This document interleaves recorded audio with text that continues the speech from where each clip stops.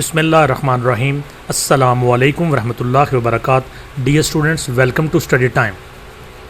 General science जमात नहम दहम, general science class 9th and 10th PTB की बुक और तमाम तालीमी बोर्ड्स पंजाब में जितने भी तालीमी बोर्ड्स हैं उनका 9 और 10 का सिलेबस, उसकी वीडियोस बनाने का अमल जारी है। और इस वक्त जमात दहम की जो पहले चैप्टर की वीडियो है, बाब नंबर 1, जो कि ओवरऑल ये इस कंबाइंड बुक का बाब नंबर 7 है, एनर्जी, उसकी वीडियोस बनाने का अमल जारी है और हम अगली वीडियो की तरफ आगे बढ़ेंगे। लेकिन इससे पहले आपसे गुजारिश है कि अगर आपने स्टडी टाइम चैनल को सब्सक्राइब नहीं किया तो सब्सक्राइब करें और साथ बेल आइकन के बटन को दबा दें ताकि नई आने वाली वीडियोस के नोटिफिकेशन आप तक बर वक्त पहुँच सकें। तो नेक्स्ट हमारा टॉपिक है 7.5 इलेक्ट्रिकल एनर्जी का हसूल, प्रोडक्शन ऑफ इलेक्ट्रिकल एनर्जी। यूँ तो हम हरारत, रोशनी, हरकत वगैरह की सूरत में एनर्जी इस्तेमाल करते हैं, लेकिन एनर्जी का सबसे बड़ा इस्तेमाल इलेक्ट्रिकल एनर्जी की शक्ल में होता है। इलेक्ट्रिकल एनर्जी को ही हम हस्बे ज़रूरत हरारत, रोशनी और हरकत में तब्दील करते हैं। इलेक्ट्रिसिटी पैदा करने के रवायती तरीक़ों में बहता पानी, कोयला, गैस और तेल का जलाना और न्यूक्लियर एनर्जी का इस्तेमाल काबिल ज़िक्र है। लेकिन ये ज़राए बिजली की बढ़ती हुई तलब का साथ देते नज़र नहीं आ रहे। हमें लाजमी तौर पर नए ज़राए तलाश करना होंगे। इलेक्ट्रिसिटी पैदा करने के चंद रवायती और गैर रवायती तरीके हस्बे ज़ैल हैं। तो इस वीडियो में हम जो इलेक्ट्रिसिटी पैदा करने के रवायती तरीके हैं उनको डिस्कस करेंगे और अगली वीडियो में जो गैर रवायती तरीके हैं उनको डिस्कस करेंगे। तो पहले हमें ये समझने की ज़रूरत है कि गैर रवायती और रवायती तरीके क्या होते हैं।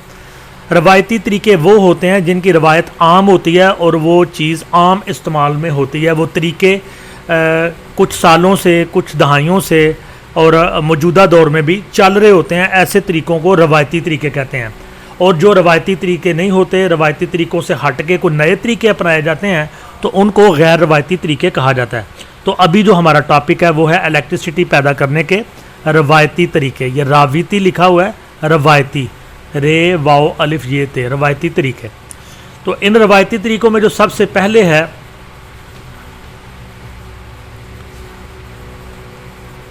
वो है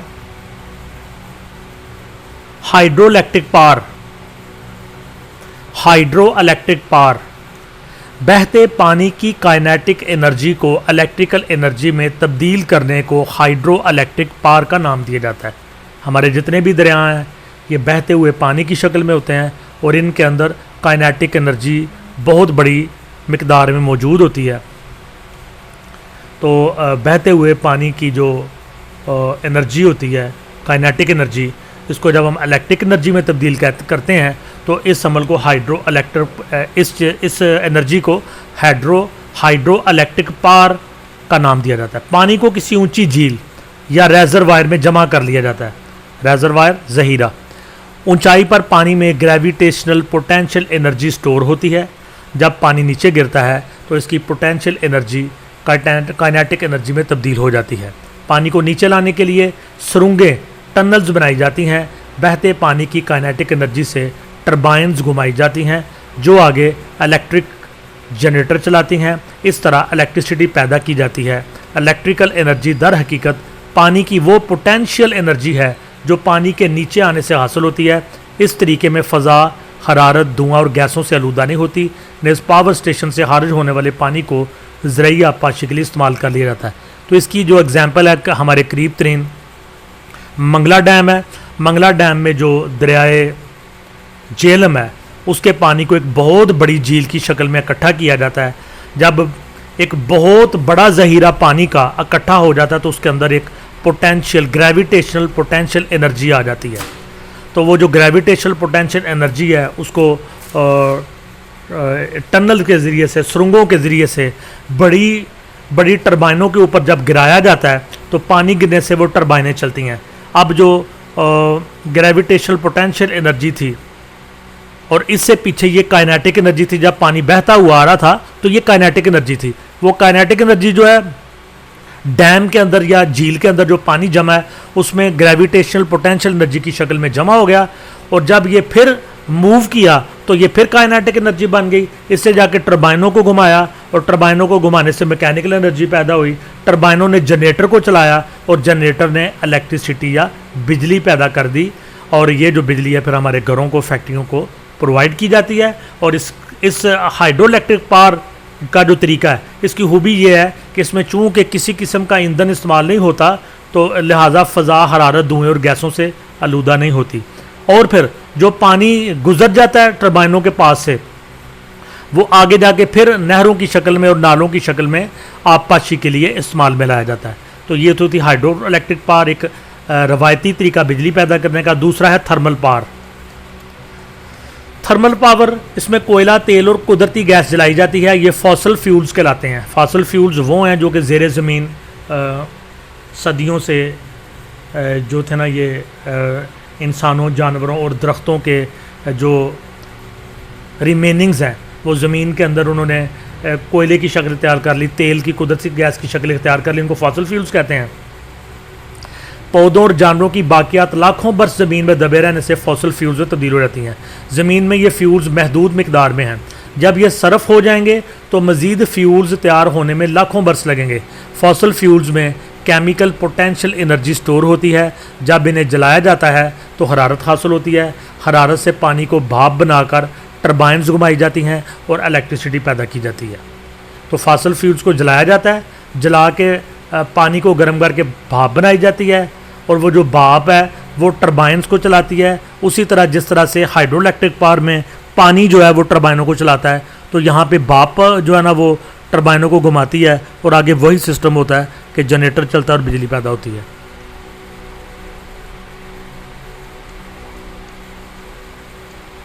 अगला है जी तीसरा हमारा पॉइंट, न्यूक्लियर पावर।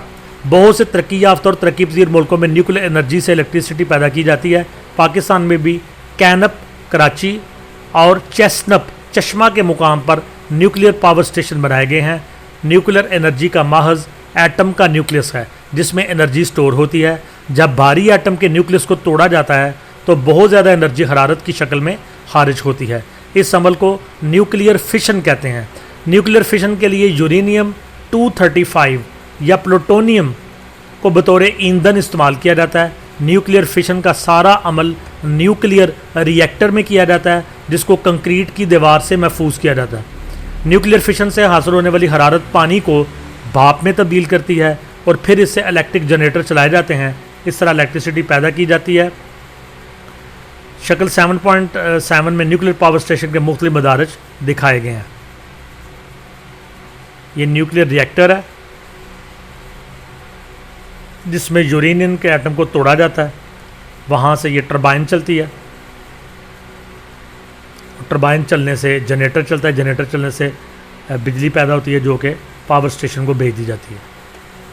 तो ये न्यूक्लियर पावर का रवायती तरीका। तो ये जो तीनों तरीके हमने पढ़े हैं ये रवायती तरीके हैं इसके बिजली पैदा करने के। अगली वीडियो में जो गैर रवायती तरीके हैं उनको हम डिस्कस करेंगे।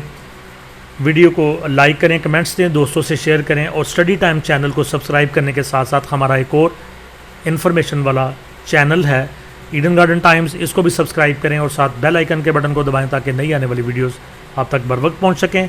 अगली वीडियो में आपसे मुलाकात होगी, तब तक के लिए अल्लाह हाफ़िज़।